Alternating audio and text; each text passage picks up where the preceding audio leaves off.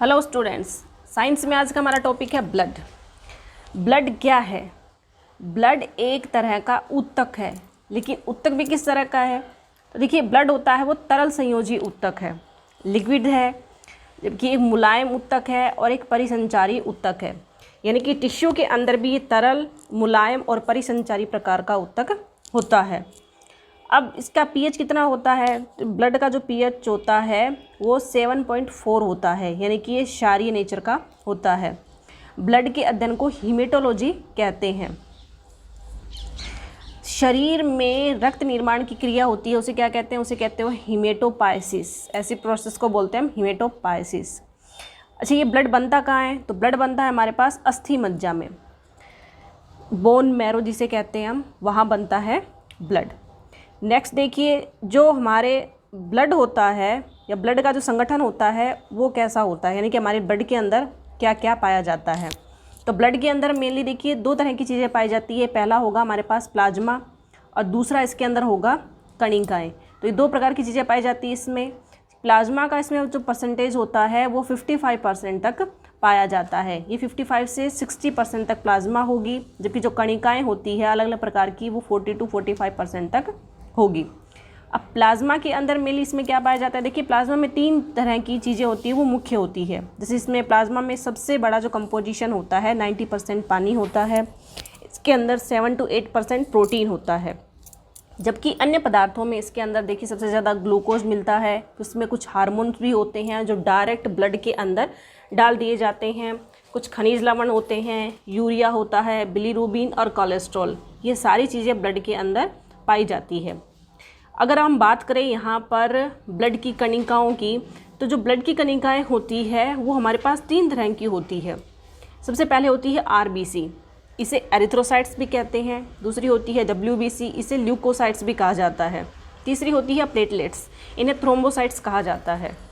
अब देखिए, कुछ इंपॉर्टेंट क्वेश्चंस हैं, वन लाइनर क्वेश्चंस होते हैं जो इससे रिलेटेड कई बार एग्जाम्स में पूछे जाते हैं। जैसे कि देखिए, प्लाज्मा में से फाइब्रिनोजन प्रोटीन, अगर प्लाज्मा में से हम लोग फाइब्रिनोजन प्रोटीन है जो 7 to 8% होता है, अगर उसको निकाल दिया जाए तो बचा हुआ भाग क्या कहलाता है? तो प्लाज्मा का ऐसा बचा हुआ भाग होता है वो सीरम कहलाता है। सीरम त्वचा निर्माण में सहायक होता है, यानी कि सीरम की सबसे इम्पोर्टेंस होती है वो त्वचा निर्माण के अंदर होती है। और सीरम क्या होता है? अगर हम प्लाज्मा में से प्रोटीन को निकाल दें तो जो बचा हुआ हिस्सा होता है उसे कहते हैं सीरम। नेक्स्ट हमारे पास देखिए, यदि ब्लड में बिलीरुबिन की मात्रा ज़्यादा हो जाए, अगर ये 2 mg से ज़्यादा हो जाए तो ब्लड का कलर है वो पीले रंग का हो जाता है। ब्लड है वो हमारा पीले कलर का हो जाएगा। यह एक बैक्टीरिया के कारण होता है।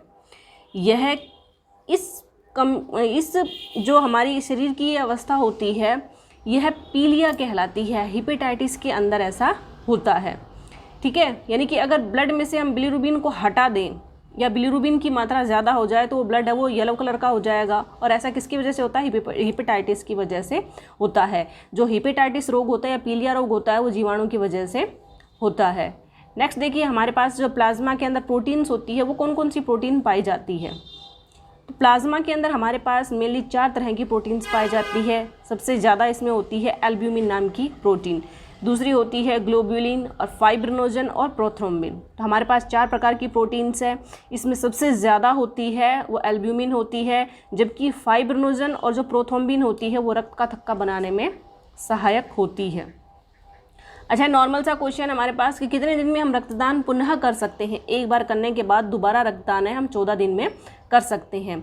स्वस्थ मनुष्य में ब्लड कितना पाया जाता है? तो होता है 5 से 6 लीटर तक ब्लड पाया जाता है। हमारे शरीर का कितना प्रतिशत भाग होता है?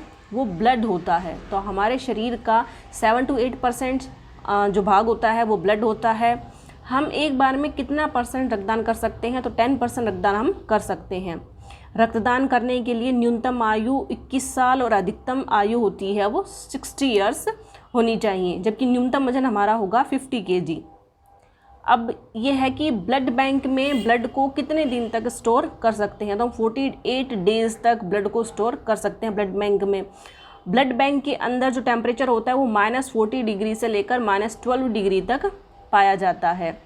इसमें जो हमारा जो ब्लड स्टोर करके रखते हैं हम ब्लड बैंक के अंदर, वो पहले लिक्विड नाइट्रोजन के अंदर स्टोर करके रखा जाता था, लेकिन वर्तमान में लिक्विड नाइट्रोजन का यूज़ नहीं होता है, जबकि उसकी जगह डेक्सट्रेट का यूज होता है।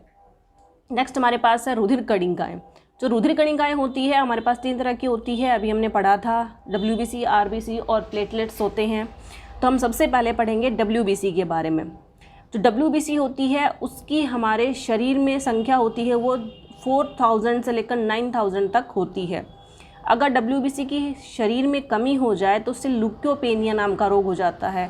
वहीं अगर WBC की अधिकता हो जाए बॉडी के अंदर तो इससे ल्यूकीमिया नामक रोग हो जाता है। ल्यूकीमिया को हम लोग ब्लड कैंसर के नाम से भी जानते हैं। एक ब्लड सेल्स या फिर एक WBC का जो जीवन काल होता है वो 3 से 5 दिन तक होता है, और WBC का निर्माण होता है वो अस्थि मज्जा में होता है। नेक्स्ट देखिए, इसमें WBC होती है हमारे पास कई प्रकार की पाई जाती है WBC भी। जैसे कि इसके अंदर देखिए सबसे पहले होती है neutrophils, acidophils, basophils, eosinophil, lymphocytes और मोनोसाइट। इनमें जो लिम्फोसाइट होती है वो B और T दो तरह की हमारे पास पाई जाती है। अब जो एक क्वेश्चन है जो नॉर्मली आना चाहिए आप लोगों की, जो HIV वायरस होता है वो WBC के ऊपर अटैक करता है सबसे पहले, लेकिन वो WBC में भी सबसे पहले कहाँ अटैक करता है, इनमें से कौन से टाइप की जो WBC होती है उनके ऊपर अटैक करता है। तो जो HIV वायरस होता है सबसे पहले T लिम्फोसाइट पर अटैक करता है, यानी कि वो यहाँ अटैक करेगा। नेक्स्ट हमारे पास क्वेश्चन है कि मोनोसाइट शरीर में प्रवेश करने वाली जीवाणुओं को पकड़ लेता है। इसमें से जो हमारे पास WBC थी इन सब का कार्य अलग अलग होता है। जो मोनोसाइट होती है ये क्या करती है, शरीर में प्रवेश करने वाले रोगाणुओं को पकड़ लेती है, और पकड़ने के बाद उन रोगाणुओं का जो भक्षण है वो लिम्फोसाइट करती है। तो मोनोसाइट और लिम्फोसाइट का कार्य क्या है, जो मोनोसाइट होती है वो जीवाणुओं को पकड़ने का काम करती है, रोगाणुओं को पकड़ने का काम करती है, जबकि लिम्फोसाइट है उनको नष्ट करने का या भक्षण करने का काम करती है। नेक्स्ट देखिए, जब शरीर में जीवाणु प्रवेश करता है, आपको पता है जब भी बॉडी के अंदर कोई बाहरी मैटर अंदर एंटर करता है, जीवाणु हो या वायरस हो, तो उससे हमारे शरीर के अंदर एंटीबॉडी बन जाती है जो कि उस रोगाणु को डिस्ट्रॉय करती है और उससे हमारे शरीर की सुरक्षा करती है। लेकिन अगर देखा जाए तो जब शरीर में जीवाणु प्रवेश करता है तो उसको मारने के लिए शरीर में क्या बनती है, एंटीबॉडी बनती है। यहीं अगर शरीर में वायरस ने प्रवेश किया तो उसको मारने के लिए इंटरफेरॉन बनता है शरीर में। ध्यान रखिए, जब जीवाणु प्रवेश करेगा एंटीबॉडी बनेगी, लेकिन जब वायरस प्रवेश करेगा तो इंटरफेरॉन बनता है। अब यहाँ एंटीबॉडी की बात हुई है तो हम देखते हैं एंटीबॉडीज़ कैसी होती है। तो जो एंटीबॉडीज़ होती है वो 5 टाइप्स की होती है, 5 प्रकार की एंटीबॉडीज़ पाई जाती है। एंटीबॉडीज़ को IG के नाम से लिखा जाता है। IG की फुल फॉर्म होती है इम्यूनोग्लोबिन। अब जो हमारी एंटीबॉडीज़ होती है वो मेनली 5 टाइप्स की होती है। सबसे पहली होती है IgG। IgG क्या होता है, माता के गर्भ में प्लेसेंटा की रक्षा करने का कार्य करती है। IgA दूसरी, इसका बाह्य स्रोत होता है, एग्जाम्पल जैसे इसका बाह्य स्राव होता है, यानी कि ये शरीर में बनने के बाद और बाहर स्रावित हो सकती है, लिक्विड के फॉर्म में होती है जैसे कि माँ का दूध और लार। थर्ड टाइप की होती है IgM होती है वो नवजात शिशु का शरीर के निर्माण करती है। फोर्थ और जो फिफ्थ होती है IgD और IgE, ये दोनों एलर्जी से सुरक्षा और श्वसन तंत्र से संबंधित सुरक्षा का कार्य करती है। अब इनको याद करने का एक सिंपल सा फॉर्मूला आप याद रखिए, GAMDE। IG याद रह जाएगा, GAMDE। इन्हें याद करने के लिए आप क्या करोगे, एक छोटा सा फॉर्मूला है JAMDE, GAMDE, ये याद रखिए। ये याद रखोगे GAMDE मीन्स JAMDE। आप ब्रेड खाते टाइम मांग सकते हो JAMDE, तो वही चीज़ यहाँ पर है JAMDE। इससे एंटीबॉडीज़ याद रहेंगी। नेक्स्ट हमारे पास है ब्लड कणिकाओं के अंदर RBC देखिए, इसमें मेनली केंद्रक नहीं पाया जाता है, लेकिन इसका भी अपवाद होता है कि ऊंट और लामा के अंदर इसमें केंद्रक पाया जाता है। RBC सिर्फ स्तनधारियों में पाई जाती है। जो निम्न स्तर के जो प्राणी होते हैं उनके अंदर RBC नहीं पाई जाती। इसकी आकृति जो मैमल्स होते हैं उनके अंदर द्विअवतलीय होती है, लेकिन पक्षी वर्ग एवीज, सरीसृप, रेप्टाइल्स और फिशेज में RBC में केंद्रक पाया जाता है और इनकी आकृति वहाँ पर गोलाकार या अंडाकार होती है। देखिए, सिर्फ जो मैमल्स होते हैं उनमें इसकी आकृति द्विअवतलीय होती है, लेकिन जो फिशेस, रेप्टाइल्स और एवीज के अंदर ये गोलाकार या अंडाकार पाई जाती है। इनका जो जीवन काल होता है वो 120 दिन का होता है और जो आरबीसी होती है उसका कलर रेड होता है। लेकिन ये रेड किस वजह से होता है? तो ये रेड हीमोग्लोबिन की वजह से होता है जो ब्लड के अंदर पाया जाता है। अब हीमोग्लोबिन के अंदर देखिए हीम होता है वो एक आयरन होता है और ग्लोबिन होती है वो एक तरह का प्रोटीन होता है, यानी कि हीमोग्लोबिन आयरन और प्रोटीन इन दोनों को मिलकर बना हुआ होता है। अब एक जीके का नॉर्मल सा क्वेश्चन है ये कि आरबीसी की संख्या सबसे ज़्यादा किस में होती है? तो सबसे ज़्यादा ऊँट की प्रजाति होती है उसके अंदर आरबीसी की संख्या सबसे ज़्यादा होती है, जबकि इसकी न्यूनतम संख्या कुत्ते और मेंढक के अंदर पाई जाती है। सबसे बड़ी आरबीसी जो कि साइज़ में देखी जाए तो मेंढक की प्रजाति में होती है और सबसे छोटी आरबीसी कस्तूरी मृग के अंदर पाई जाती है। हमारी बॉडी के अंदर 3 तरह की रक्त कणिकाएं पाई जाती है, आरबीसी, डब्ल्यूबीसी और प्लेटलेट्स। आरबीसी और डब्ल्यूबीसी का अगर रेशियो देखा जाए तो वो होता है 600:1, यानी कि आरबीसी 600 होगी तो डब्ल्यूबीसी की संख्या 1 होगी। वहीं अगर आरबीसी, डब्ल्यूबीसी और प्लेटलेट्स का अनुपात देखा जाए तो 600:1:40 होगा। हीमोग्लोबिन लेवल, ब्लड के अंदर एचबी पाया जाता है, हीमोग्लोबिन पाया जाता है।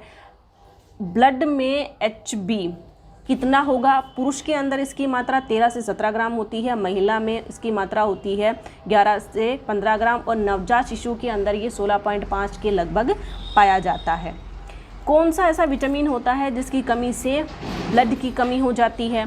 तो ये विटामिन B6 होता है, विटामिन B9 होता है, विटामिन B12। इन तीनों की उपस्थिति ब्लड के लिए बहुत ज़रूरी है। अगर इन तीनों की कमी हो जाती है तो ब्लड की कमी हो जाती है शरीर के अंदर। अब इन तीनों का नाम देखिए, जो विटामिन B6 होता है उसे पायरिडॉक्सिन भी कहते हैं, विटामिन B9 को फॉलिक एसिड और विटामिन B12 को साइनोकोबाल्बिन भी कहा जाता है। देखिए कई बार ये क्वेश्चन पूछा जाता है कि अगर ब्लड के हीमोग्लोबिन के साथ अगर कार्बन मोनोऑक्साइड गैस को जोड़ दिया जाए या फिर हमें श्वसन के अंदर ऑक्सीजन की बजाय अगर कार्बन मोनोऑक्साइड गैस मिले तो इससे हमारे शरीर पर क्या फ़र्क पड़ेगा? तो जब कार्बन मोनोऑक्साइड हमारे शरीर में श्वसन तंत्र से प्रवेश करती है और प्रवेश करने के बाद जब वो ब्लड के अंदर घुलती है तो हीमोग्लोबिन के साथ जुड़कर वो कार्बोक्सी हीमोग्लोबिन का निर्माण करती है। कार्बोक्सी हीमोग्लोबिन एक ऐसा पदार्थ होता है, ऐसा मटेरियल होता है जो कि हमारे टिश्यू सिस्टम को डिस्ट्रॉय कर देता है, इससे हमारी डेथ हो जाती है। नेक्स्ट देखिए, भ्रूण में आरबीसी का निर्माण होता है वो मीजोडर्म से होता है। नेक्स्ट देखिए, इसमें प्लेटलेट्स क्या होते हैं? तीसरी तरह का जो हमारा रक्त कणिकाएँ होती है वो प्लेटलेट्स होती है। तो प्लेटलेट्स में सबसे पहले देखिए रक्त का थक्का बनाना इसका मुख्य कार्य होता है। प्लेटलेट रक्त का थक्का बनाने का कार्य करती है। अब इसमें रक्त का थक्का बनाने में कुछ प्रोटीन्स होती है वो जिसकी सहायता करती है। तो सहायक प्रोटीन होती है वो 3 होती है इसमें, प्रोथ्रोम्बिन, फाइब्रिनोजन और थ्रोम्बोप्लास्ट। ये तीनों प्रोटीन मिलकर रक्त का थक्का बनाने का कार्य करती है। अब इसमें देखिए ये कहाँ कहाँ मिलती है? तो जो प्रोथ्रोम्बिन और फाइब्रिनोजन होता है ये दोनों प्लाज्मा के अंदर पाई जाती है और जो थ्रोम्बोप्लास्टिक होता है वो प्लेटलेट्स के अंदर पाया जाता है। रक्त का थक्का बनाने में कौन सा विटामिन सहायक होता है? विटामिन के इसमें सहायता करता है। और कौन सा ऐसा खनिज होता है जो रक्त का थक्का बनाने में सहायक होता है? तो वो मिनरल कैल्शियम नाम का होता है। शरीर में रक्त का थक्का बनने से कौन सा पदार्थ रोकता है? तो ऐसा पदार्थ हिपेरिन होता है। हिपेरिन रक्त का थक्का बनने से रोकता है। अच्छा, हिपेरिन क्या होता है? तो देखिए हिपेरिन एक कार्बोहाइड्रेट होता है, इसे पॉलीसेकेराइड भी कहा जाता है। तो आज के वीडियो में सिर्फ इतना ही। Thank you.